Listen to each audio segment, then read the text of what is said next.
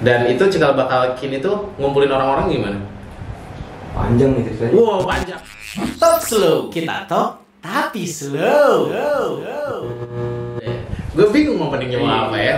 Aduh, terserah mau ngapain aja. Yang penting kita ada di Talk Slow, kita talk tapi slow. Hai kalian berdua. Ini opening paling gak jelas. Oh ini opening ya? Ini udah opening. Ini udah opening. Udah opening. Udah selesai. Closing dong itu kalau yang udah selesai ya. Di sini udah ada Cikin Muhammad sama Rahman. Cikin Muhammad yang mana? Cikin Muhammad yang mana? Ini. Yang mana? Dua. Kan nanti kan ada tulisannya di bawah. Oh, ditulisannya Cikin ya. Muhammad, Rahman. Nanti kalau edit lagi hapus lagi. Apa kabar kalian berdua? Alhamdulillah ngantuk. Ngantuk? Nunggu dari jam berapa? Enggak sih, Sudah kan? Subuh loh. Podcast Pilar Radio tuh termasuk yang profesional, tank syuting gitu. Iya. Siap. Ngeditnya yang lama cuy. Aduh, ini sebenarnya gue bingung. Kalian tuh lebih senang disebut apa? Kita Manusia Ya, manusia. yang berprofesi sebagai manusia. Ini apa sih masa tolong dikat Mas ya. Kita di mana sih? Soalnya gue dapat brief kenalkan mereka sebagai musisi katanya. Oh, wow. Berat ya. Iya. Berat sih. Musisi atau apa? Nyaman lah musisi kali ya? Nyaman nih musisi. Nyaman. Daripada anak band sih. Kalau anak band kan berarti masih anak-anak banget gitu. Oh iya. Tapi musisi sama anak band bedanya di mana? Ya tulisannya anak band ANAKKBAND, musisi MUSI. Oh iya. Beda kayaknya udah beda banget. Iya. Kalau musisi luas, Oke. sisi kanan, sisi kiri, sisi luas doang. Iya. Waduh, ini sangat informatif sekali. Itu adalah suatu pertanyaan, musisi yang mana? Kanan kiri oke. Depan belakang bebas ya. Oke, main musik dari kapan? Cikin dari kapan? 2003 SMP. SMP. Ah, 2003. Rahman sama? Sama bareng ya. Sama bareng. Kita bareng. Yang bikin kalian suka musik? Bikin suka musik lagi itu ngincar adik kelas karena jadi anak band itu keren. Mulai SMA sih kak, mulai SMA tuh.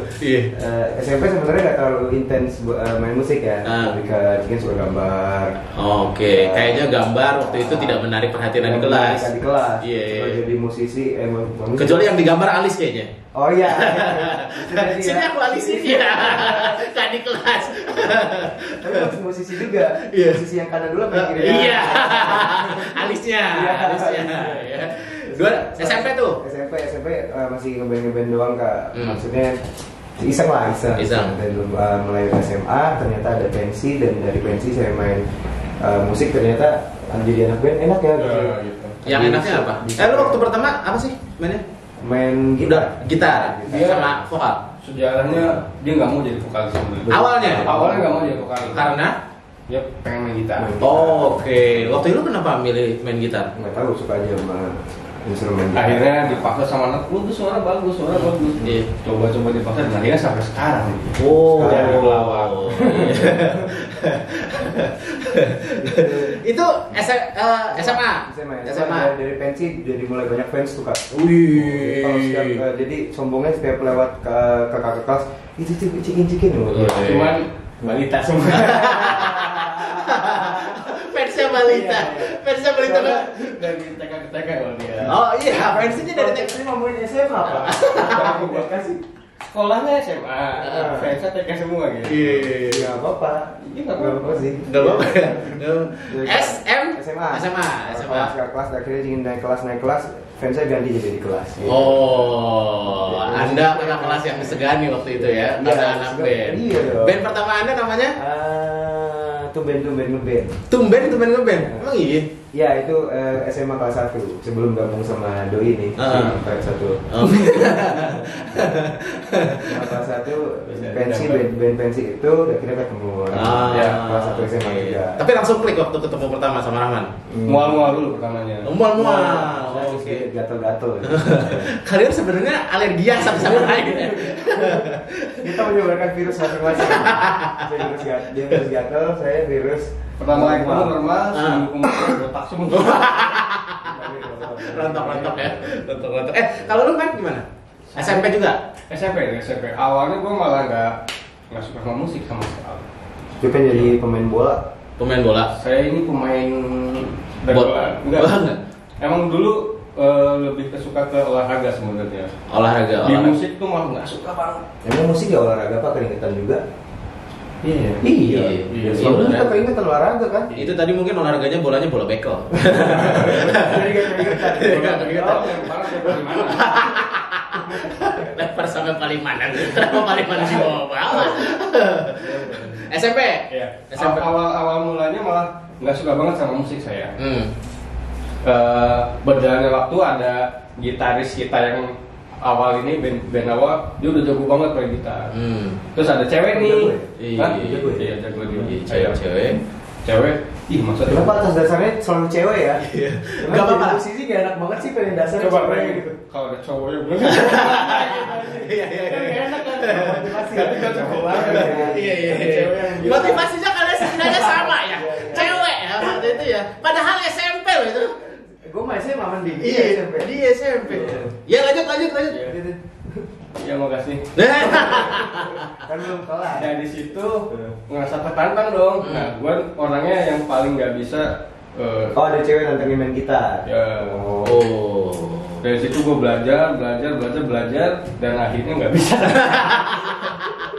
Dan akhirnya sampai sekarang lah gue jadi ya gimana ya, musik ya udah menyatu di hidup gue gitu. Oh, oke. Jadi player angkul. Angkul ya, Pak? Enggak dong.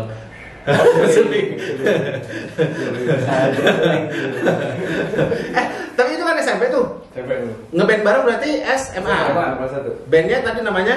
Kalau Cingin tuh band ngeband, tapi itu band pensi doang. Iya. Jadi setelah ada pensi main itu. Ah. Akhirnya ditarik sama dia nih, nggak tahu tertarik dari mananya. Iya.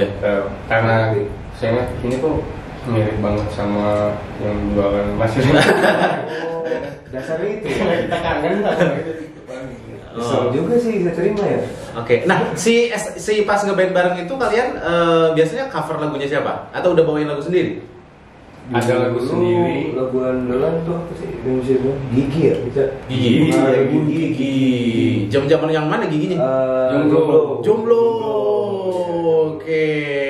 Sangat mengidentifikasi pasar kalian ketika itu ya. Bahwa ada jomblo supaya cewek-cewek mendekat atau enggak? Enggak juga sih. Karena emang cuma kita nggak laku semua. Bukan, karena emang cuma lagu itu yang kita kuasai.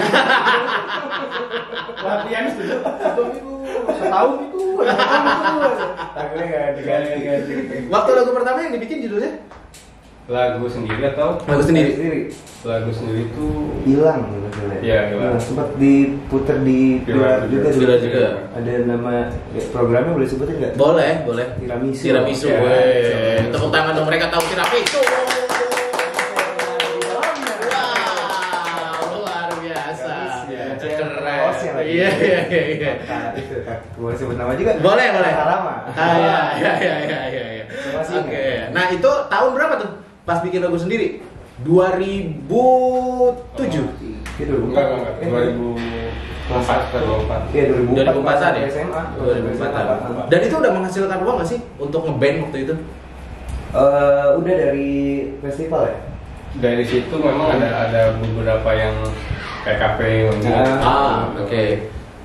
Tapi yang bikin lagu sendiri satu itu ya, yang Pilar lagi itu yang dari yang buat masukin lagu dan keterima. Itu saya tungguin Kak di radio Kak. Program itu. Lagu gue nih, lagu gue. Iya. Senin bukan gitu. Kamis malam. Oke, jadi dengerin. Kesukaan kamu. Iya.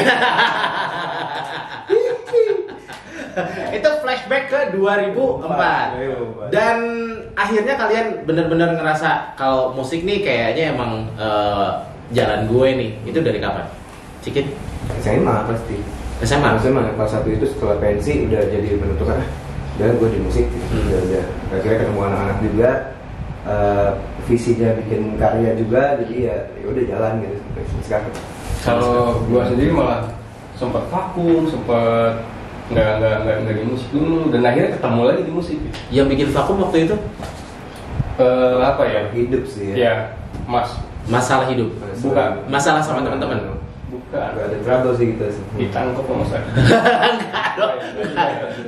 Ya intinya ada peluang-peluang buat inilah, buat usaha, bisnis, kerja segala macam. Terus akhirnya balik lagi ke musik. Ini kita baru jalan setahun lagi ya. Kita sama Rahman ini 4 tahun kemarin. Kemarin 4 tahun vakum, terus bareng lagi. Baru ketemu lagi di project ini. Oke, projectnya apa namanya? Namanya apa sih, Kak? K1, 3, nah terakhirnya apa ya? Ayo, coba. Nanti isi di kolom komen. Proyeknya nama Kin. Kin. Dibacanya apa sih? Gue bingung itu tuh. Kin. Simple sih, sebenarnya Kin dong. Kin. Itu yang namanya siapa? Gua. Oke. Dan itu cikal bakal Kin itu ngumpulin orang-orang gimana? Panjang nih ceritanya. Wow, panjang. Pendek aja. Singkat kata aja. Kata ya udah jadi Kin udah. Iya, nggak segitu singkatnya. Gue di Bogor. Itu kan Bogor dulu 2 tahun kan. 2 tahun. Sempat jalanin usaha juga di sana kan. Ngeliat Cikin, gue pribadi tuh masih punya apa ya namanya? Rasa rindu. Rasa rindu juga. Terus masih ada. Dulu dia gue tinggal selama 4 tahun. Sedangkan kita dari awal punya mimpi yang sama segala macam. Dan ngeliat Cikin di Cirebon mulu nih, coba deh gue tarik buat ngelebarin sayap di luar kota gitu, biar dia tahu nih di luar kayak gimana gitu. Akhirnya gue tarik dia ke sana, kita bikin konser-konser segala macam, dan akhirnya ketemulah dengan teman-teman yang lain dan jalan yang kita nggak labelin gitu. Dengan nama Kin itu. Produser yang naungin kita. Dan sekarang lagi garap EP apa udah selesai EP-nya? Hampir selesai. Tinggal rilis aja. Wah, sukses lah ya. Amin. Kagak. Ini baru tengah-tengah, Pak. Lu kok buru-buru mau kemana sih? Tengah-tengah udah lama. Usahanya kuat banget. Lu buru-buru banget mau kemana? Tapi kan kalau ngomongin tentang musik, lu juga kan termasuk yang boleh dibilang kutu loncat lah. Enggak ya? Lu solo, lu band ini. Apa sih yang bikin lu kayak gitu? Eksistensi sih Kak, sebenarnya sebenarnya kalau dari kacamata gue namanya kayak gitu proses dia lagi pembentukan jadi diri sebenarnya. Ya, karena dari pas pisah dari Rahman, anak-anak di Free Noise sebetulnya namanya Free Noise itu sudah tidak harus divakumkan dulu karena kegiatan masing-masing. Kita ingin cari cara untuk gimana saya tetap bermusik tapi tetap ada bantuan dari mereka juga. Akhirnya bikin project sendirian juga jalan, solo juga jalan, bangun sendiri juga jalan, duitnya dimakan sendiri juga jalan. Iya, udah dimakan duit. Pakai nasi pakai sambal. Iya, sambil cocok. Jalanin apa yang dijalanin sampai akhirnya nemu titik di sini sih. Ketemu lagi balik lagi sama dia. Iya, kayaknya emang jodohnya di sini. Iya. Tapi ya males juga emang dijalanin gimana? 12 tahun kan? Iya. Aja kabarnya sama dia muak gak? Tapi selama pandemi kemarin gimana tuh? Nah itu kita benar-benar kerasa banget sih sebenarnya. Soalnya di saat kita baru rilis dan kita baru memperkenalkan dihajar pandemi, ya benar-benar kerasa sih efeknya sebenarnya. Jadi kita hanya bisa ya kerja dari rumah itu ya. Iya. Itu kan lagi jalan promo dan akhirnya di-cut semua sampai semuanya di-cut. Padahal lagi semangatnya tuh promo sama tour juga udah mau jalan ya. Kemarin untuk beberapa titik dari brand rokok terbesar di Indonesia. Kita udah mau di brandingin sama salah satu band besar Indonesia juga, sebut saja Republik. Di bandingin itu kita udah mau jalan itu, tapi akhirnya karena pandemi cancel. Sakit hati dong sama pandemi. Wah juga sih, bersyukur juga. Bersyukurnya ada hal positif yang lebih besar dari ini. Wah, amin. Dia kayaknya kalau di depan mikrofon sama di belakang mikrofon beda deh ngomongnya. Dia kayak yang bijak banget di sini ya.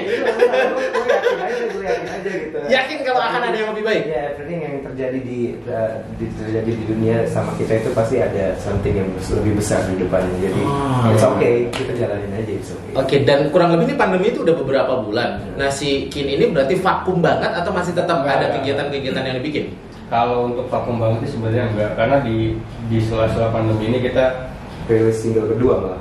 Awal pandemi kita rilis single dan kita preparing juga, kita nyiapin materi-materi juga. Sebenarnya sih hikmahnya kita lebih mengeratkan juga dengan yang lain. Kita lebih bisa menyiapkan materi-materi lagu untuk selanjutnya. Evaluasi apa yang mesti dibenahin juga sih, walaupun di rumah gitu kan. Nah ini nih ngomongin tentang evaluasi tadi. Biasanya kan orang nih kalau misalnya lagi berangkat gitu ya di jalan dalam tanda kutip berhenti gitu ya, biasanya mereka akan oh iya gue kurang apa gitu ya, dan akhirnya nemuin itu tuh. Iya, momentumnya seperti itu. Mungkin momentumnya harus pandemi ya. Iya. Dan ya banyak ya hal yang dibenahin di antar personil juga mungkin ataupun ya apa ya, sebenarnya nggak ada yang salah sih kemarin dia. Bukan salah sih, kayak kurang mungkin. Ya kurang mungkin, tapi emang situasi kondisi juga yang harus memaksa kita di rumah kan. Tapi ya jadinya begitu, kita mengevaluasi diri apa yang harus dibenahi. Tapi sering kumpul-kumpul, sering ketemu atau lewat video call segala macam. Lagi pas kemarin video call. Pas lagi yang tadi kita video call aja. Video call. Oke. Tapi tetap ngejaga intensitas komunikasi. Betul, gitu ya. Pasti. Di grup WA. Enggak tahu sih.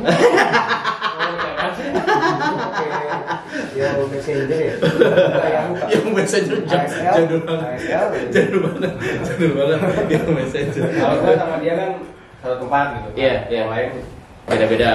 Tetap jaga komunikasi yang penting ya. Nah sekarang berarti yang lagi jalan setelah AKB adaptasi kebiasaan baru, sekarang udah mulai jalan lagi nih? Atau belum sama sekali? Untuk promo sih sebenarnya kita ini aja kita mau main ke Cirebon nih karena di Bogor sendiri tempat home base kita lagi PSBB nih. Karena kita jangan sini deh sekalian silaturahmi dengan Cirebon dan kebetulan dikasih kesempatan kayak gini kita seneng banget ini jadi bisa ngobrol di sini. Karena untuk promo selama pandemi itu termasuk yang susah. Nggak bisa sama sekali. Oke. Nah malah kita preparein yang mau dikeluarin ini aja paling bikin photoshoot apa segala macam, yang video-video. Oke, jadi bikin stok untuk nanti kalau misalnya selesai nih masalah ini semua yang sekarang kita sama-sama lagi hadapin gitu ya. Oke, nah ini kan kalian termasuk musisi Cirebon yang boleh dibilang udah go nasional lah gitu ya. Nah, kalau menurut teman-teman ngelihat perkembangan musik di Cirebon kayak gimana? Sebenarnya kalau untuk dari talentnya sendiri punya banyak ini ya, punya banyak apa namanya potensi sebenarnya. Cirebon banyak yang keren-keren menurut dan harus keluar sih sebenarnya, keluar dari out of the box dari Cirebon itu sendiri. Tapi di Cirebon pun perkembangan musik pesat ya, karena banyak tempat sekarang udah banyak wadah-wadah tempat-tempat teman-teman untuk berkreasi gitu ya. Sekarang recording juga udah mulai gampang kan, banyak teman-teman, terus tempat manggung juga banyak di mana-mana gitu. Sebenarnya media promosi juga udah banyak, jadi mungkin perkembangan Cirebon sebenarnya harus lebih pesat dari kota-kota yang lain sih, karena talentnya emang berpotensi tadi. Dan keren-keren. Termasuk yang sering ngeliatin nggak kalau misalnya satu panggung segala macam, wah ini bagus juga nih gitu. Ada beberapa yang udah kita lihat dan bisa jadi project ke depan sih ya, mudah-mudahan gitu. Kalau kita jadi besar mungkin bisa kita angkat juga. Barang-barang kita angkat lah. Nah, karena satu tujuan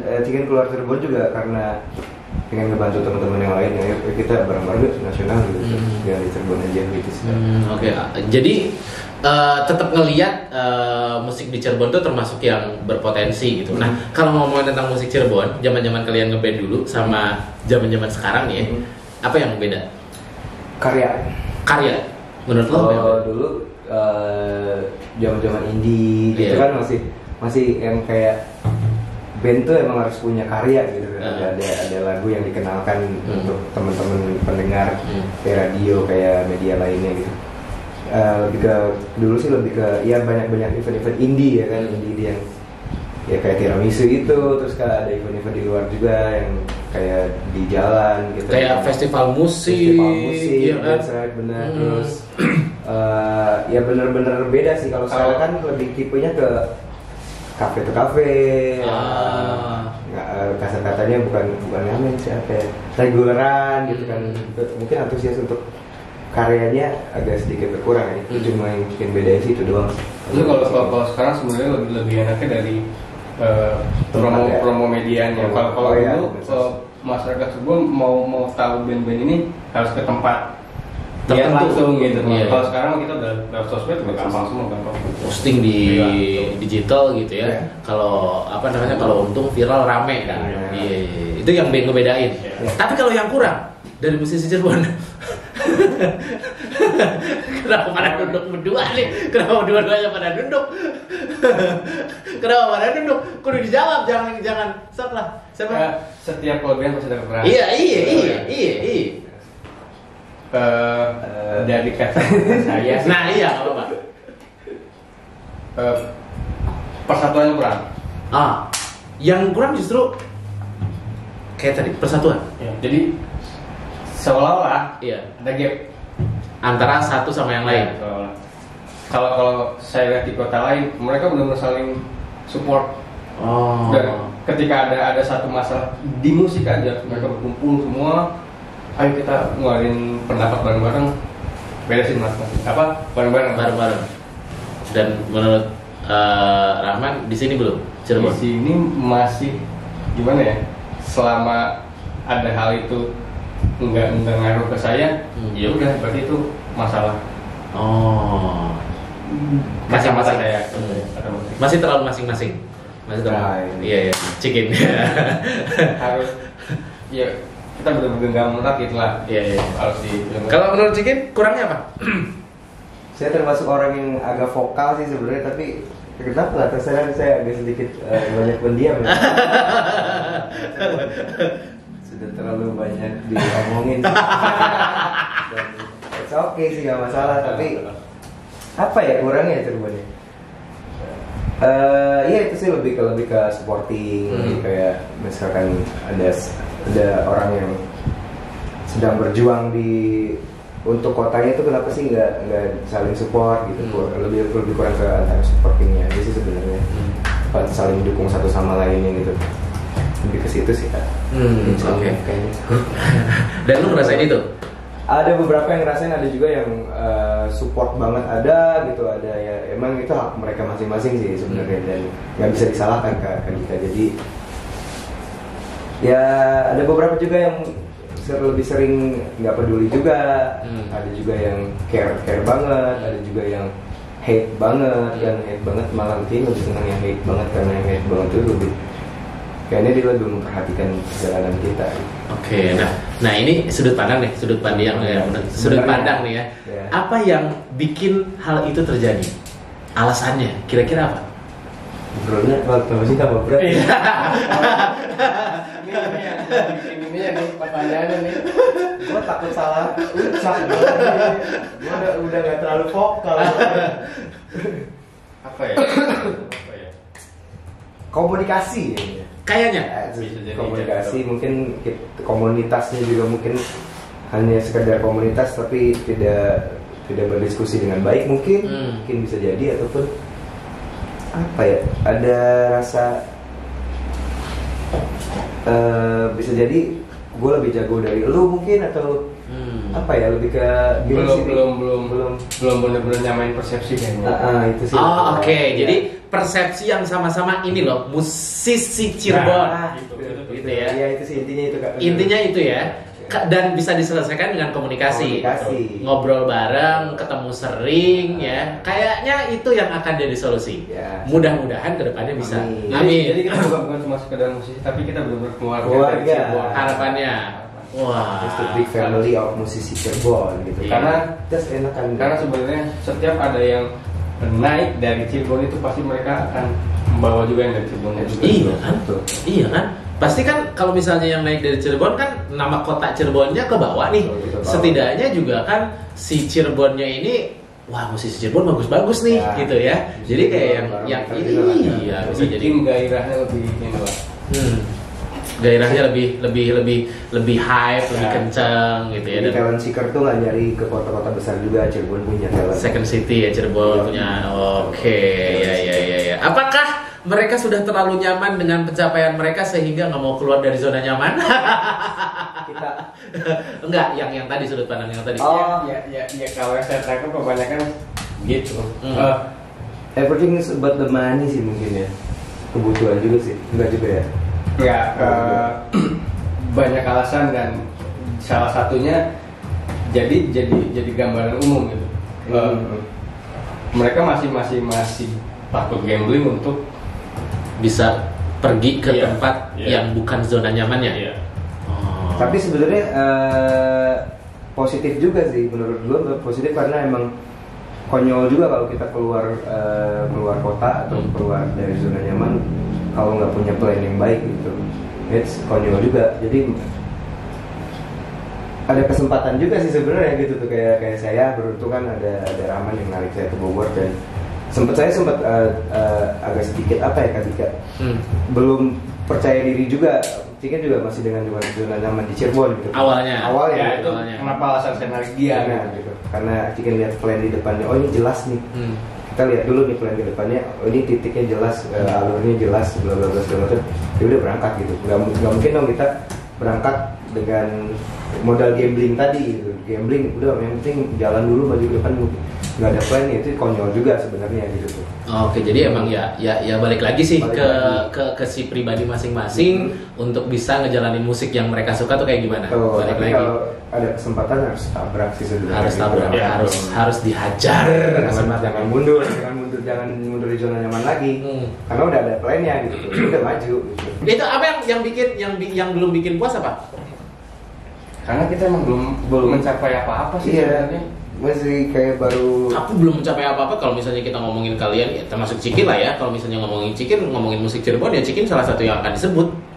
Ya bisa jadi karena mungkin panjang banget jalan Cikin juga Pak. Iya. Tapi belum puas. Belum sama sekali.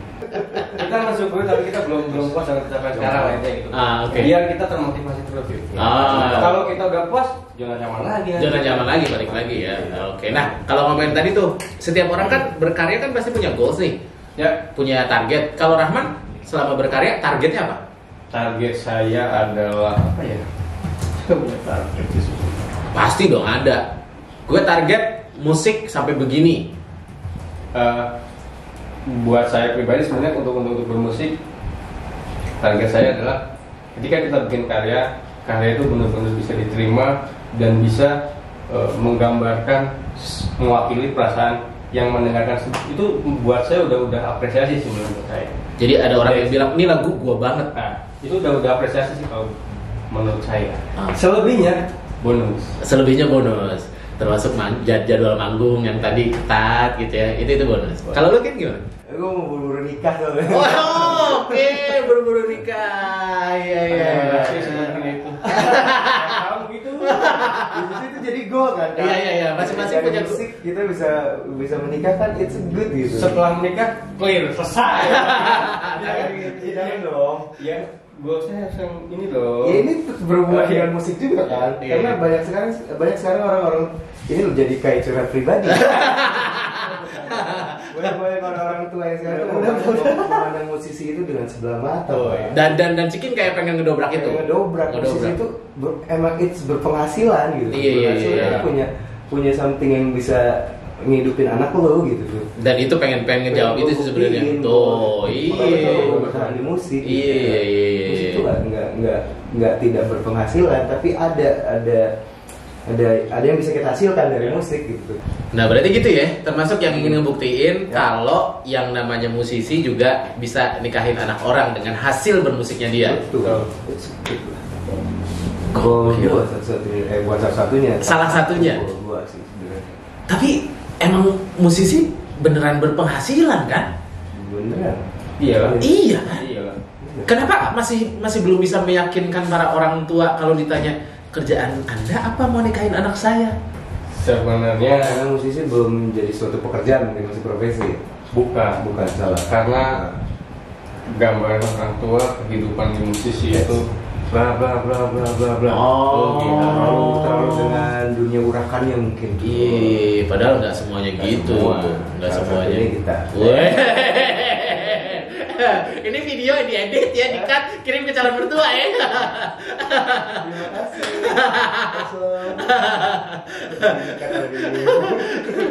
Kalau menurut kalian ini apa namanya, balik lagi tuh, si musisi ini sekarang kayak gimana nasibnya?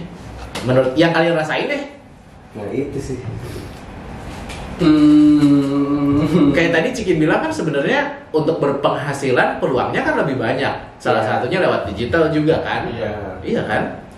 Musisi pokoknya intinya ketika kita punya karya harus mengerjakan atau mengeluarkan karya itu dengan ide-ide yang nggak biasa. Biasa dikenal. Iya. Soalnya industri musik tanah air sekarang tuh sebenarnya lagi kita masih lagi goyang sebenarnya sih ya. Tapi sulit juga kalau kita memaksakan idealisme kita kalau di label Pak. Ide kreatif berarti. Ide. Jadi yang dibutuhkan idenya. Idenya sih. Yang out of the box. Out of the box dan something yang belum dilakukan sama karena sebuah karya tuh sebenarnya semuanya nggak ada yang nggak enak. Tapi ketika semua orang udah mengetahui karya itu pasti terdengar enak. Dan itu butuh ide-ide yang out of the box itu supaya bisa kena sama semua orang tadi. Okay. Anda ini minuman cepet habis ya? Emang kayak gini sebenarnya satu itu pas ya? Ini vokalis kayak gitu ya? Ya, cuma dia doang. Saya selalu suka air putih. Kalau ngeliatin manggung itu minum air galon. Nggak air galon juga tuh. Kalau pakai selang di sumur. Habis lagi ya. Aduh, iya. Dan si musik, nah gini nih, pertanyaan gini. Kalau kalian punya anak dan anak kalian pengen jadi musisi, lu izinin nggak? Izinin. Nggak. Tuh kan, dia aja masih ragu cuy sama masa depan anak. Bukan karena masa depan ya, tapi ini karena apa ya? Prinsip aja. Prinsip, kita beda prinsip. Karena prinsip aja, anak saya jangan di musik. Karena saya tahu dunia musik. Itu aja. Kalau lu kan termasuk yang izinin. Izinin, it's okay. Kenapa? Nggak apa-apa. Hak dia dong. Hak dia tuh. Kalau lu kenapa nggak ngizinin? Kan lu udah main di musik. Nggak apa-apa. Apa yang udah lu lihat dan membuat lo kayak anakku jangan? Apa ya? Speechless sih sebenarnya. Everything semua tuh tergantung diri kita sendiri Pak. Iya. Mau jadi apa aja silakan. Saya main di musik itu apa ya? Kayak saya bikin karya, saya mau istilahnya menyampaikan nih ke hal-hal yang baik lah istilah. Bukan berarti musik nggak baik, enggak. Anak saya punya anak. Gimana ya, saya kebetulan saya sudah punya anak perempuan. Iya. Dan saya memang melarang sih sebenarnya nggak mengenalkan sama sekali. Jadi bukan nggak mengenalkan. Kalau suatu saat nanti dia kayak Pak mau ngeband, nggak. Oke, itu hak dia. Sebentar, anak lu gua ajak ngeband. Nggak bisa. jadi bikin vokal sih dibilang. Tiba-tiba bapaknya gimana? Jadi kita Om, Papa Haman juga nggak paham. Kita aja. Diajakin backstreet. Gila ya. Sampai sebegitu nekatnya. Berarti kan satu band bukan berarti satu visi ya. Bukan satu visi di musiknya ya. Iya. Kalau udah ranahnya ke situ kan berarti kan udah personal. Oh, oke. Tapi kalau secara musik mas tetap satu visi nih. Tapi dalam beberapa hal kalian juga beda pendapat. Oh, oke. Iya. Gue baru tahu sebegitu sengitnya. Hal kayak gini udah diobrolin gak sih? Sering banget. Berantem sering banget kita. Sering debat dengan beda pendapat. Apalagi sama Rahman. Udah sering banget lah kita berdebat hal-hal yang nggak penting gitu. Ada yang penting sampai nggak penting. Dari hal penting sampai hal nggak penting tuh nanti kita debatin. Oke. Aduh, Mas El ini kok hilang ya? Kan itu kan gunanya apa? Perbedaan. Oh iya, iyalah. Orang menurut gue band itu justru disebut band ya karena beda-beda nggak sih? Yang satu main bass, yang satu main gitar, yang satu main drum, yang satu nyanyi. Justru ya karena beda itu disebut band. Kalau sama ya nggak jadi band gitu ya. Iya kan? Biar sekali tuh. Oh iya. Apa beda? Itu saya ada bukan langsung ini ngomongin band. Iya.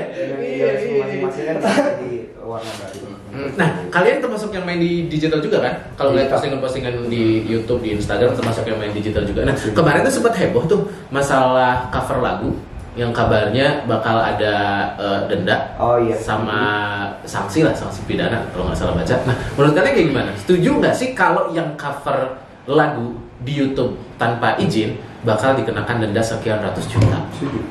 Setuju. Lo termasuk yang setuju? Kenapa? Karena emang hak ciptanya buat si pencipta lagu harusnya.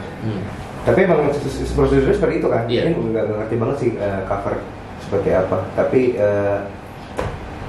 ya harusnya prosedurnya benar sih, izin dulu dong sama penciptanya gitu kan. Bisa kalau misalkan ada izin dari penciptanya mungkin bisa jadi bisnis mungkin antara mereka sharing profit atau gimana dari si cover ini, karena emang sekarang banyak artis cover yang lebih naik daripada pencipta lagu aslinya. Itu mungkin yang mendobrak para pencipta lagu untuk melakukan hal ini karena itu hak mereka. Tapi sebenarnya copyright juga tetap masuk ke penciptanya ya, ketika dipublish di YouTube misalnya. Ya tapi kan kadang-kadang gitu, popularitas nih urusannya. Misalnya si yang cover si Anu dan versi si Anu itu lebih banyak yang nonton dari versi aslinya. Sebenarnya itu udah diatur lama sih sebenarnya. Cuman memang penyampaian ke musisi-musisinya masih belum merata. Sebenarnya itu peraturan udah ada. Cuman kalau untuk sanksi sampai sekian belum dengar sih. Cuma memang peraturan itu memang sudah ada sebenarnya dan ada lembaganya. Saya waktu itu pernah ngobrol sama vokalis band nasional. Siapa sih? Rian Masif. Kalau sama Rian Masif, dia bilang gitu. Bahkan ketika main di kafe sekalipun, itu si band kafe yang membawakan lagunya The Massive itu kena royalti dari pihak si kafenya itu. Bayar ke artisnya. Karena sekarang ini kita udah membudidaya, udah mengeluarkan banyak banget itu yang masih dikerjakan sama mereka gitu pelan-pelan. Sebenarnya itu sudah keluar gitu, sudah lama. Cuman ya itu tadi mungkin sosialisasi belum nyampe, bahkan ada orang yang sama sekali nggak tahu kalau metode yang ditempuh untuk bisa jadi kayak tadi bawain lagu orang, cover lagu orang gitu ya, bawain lagu orang secara off air, terus juga mengcover di YouTube misalnya sampai mereka dapat segala macam. Itu yang masalahnya adalah orang yang belum tahu kayaknya. Tapi dari sisi itu setuju, dendanya 500 juta, penjaranya 3 tahun. Nggak main-main. Kegedean apa kekecilan 500 juta? Ini untuk sebuah karya dinilai dengan segitu sebenarnya 5 tahun aja sebenarnya ya gimana sih karya lo tapi misalkan diselewengin kayak gitu nggak jargon ya 5 tahun nggak ada yang bisa nebus karya lo kalau udah diselewengin, intinya kayak gitu. Kalau masalah 5 tahun atau segala macam itu hanya tindak tegas biar kita benar-benar efek jerah ya. Efek jerah ya. Jadi tadi ancaman si 500 juta dan penjaranya 3 tahun tuh kayak yang sebenarnya untuk orang supaya jangan melakukan itu. Tapi ya itu sosialisasinya dengan tepat dan kasih solusi juga dong, mesti kayak gimana dong, langkah-langkahnya mesti gimana dong itu. Menurut kalian solusinya kayak gimana? Yang paling gampang? Bikin karya sendiri aja. Yang paling gampang ya? Setuju nggak? Bikin karya sendiri? Iya. Udah ya, aman. Tapi tetap aja sih sebenarnya ada keuntungan juga dari musisi-musisi cover ya, sebenarnya walaupun emang agak sulit juga ya sekarang kayak gitu.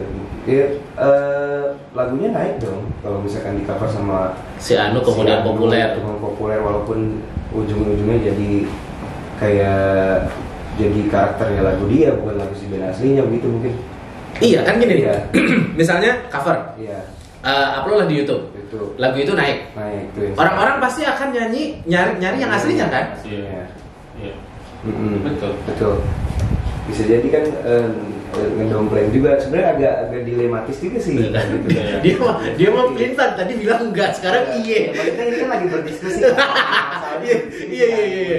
Berarti ada dua sudut pandang sebetulnya. Yang itu harus dicari solusinya bareng-bareng. Ada polemik yang sedang terjadi sebenarnya gitu. Berarti taruh sudut pandang yang tadi itu kalau di cover itu adalah salah satu promo, berarti menandakan lagu itu promonya masih kurang loh sebenarnya. Itu jawabannya sih. Ya. Lu kenapa iya bener, lu kenapa enggak ke depan dia? Karena sedang berdiskusi, Pak. Iya. Enggak selamanya harus debat ya. Kalau emang jawabannya bener ya udah benerin aja. Iya. Dia kayak gitu. Pertanyaan. Iya. Kalau lu termasuk yang cover di YouTube juga enggak? Iya, gua cover juga. Nah, kalau lu kalau mau cover gimana? Sama lagi kemarin sih sempat bikin cover juga, mungkin karena latah ngeliat orang gitu ya.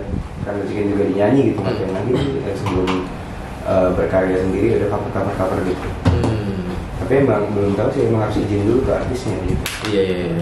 Sekarang sih ya udah tahu. Cuman ya kadang-kadang minta izin ke artisnya gitu ya. DM Ariel nggak dibalas ya repot juga. Nggak bayang juga semua anak band kafe atau itu yang cover mau minta izin sama band itu berapa banyak gitu.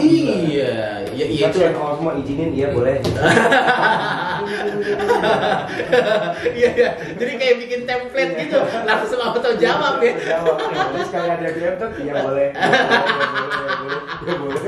Jawabannya sama. Ya itu sih yang perlu ada solusi gitu ya. Iya, termasuk mungkin dari pihak manajemen atau pihak label, termasuk ya si musisinya juga kumpul bareng untuk bisa nemuin solusi bareng-bareng gitu ya. Oke, berarti udah terjawab lah pandangan kalian untuk si masalah denda per YouTuber dan per coveran. Gue masih bingung sih. Gue juga sok yakin. Sosok iya tapi gue gak ngerti lo ngomongin apa. Alurnya kemana sih gitu. Aduh, iya terakhir deh di ujung-ujung 2020 kalian targetnya apa di sisa 2020 nih? Kita maksimalkan yang akan mau kita rilis ini bentar lagi EP, dan semoga sebenarnya pandemi ini segera berakhir biar kita benar-benar bisa mengekspresikan karya kita bisa keliling-keliling memperkenalkan lah ini Kin. Cikin?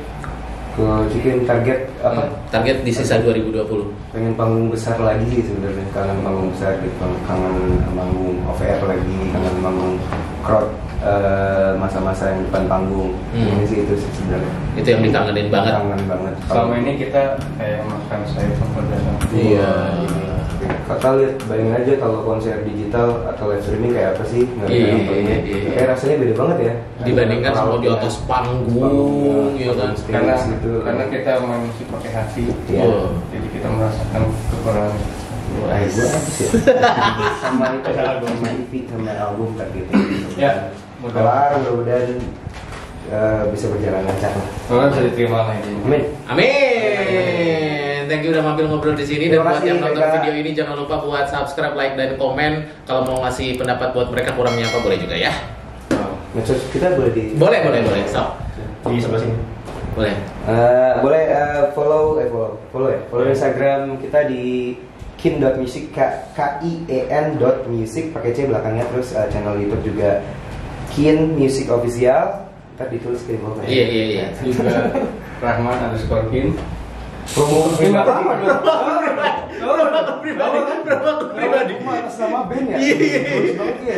Dia nggak berani kalau nggak ada yang duluin. Kita di bio bandnya ada ya? Ada Pak. Iya. Ada semua. Iya. Temannya nanti. Cikin Muhammad juga dapat channel kita 13 Sesi Musik, di like, subscribe, komen juga di YouTube 13 Sesi Musik. Terima kasih Talk Slow.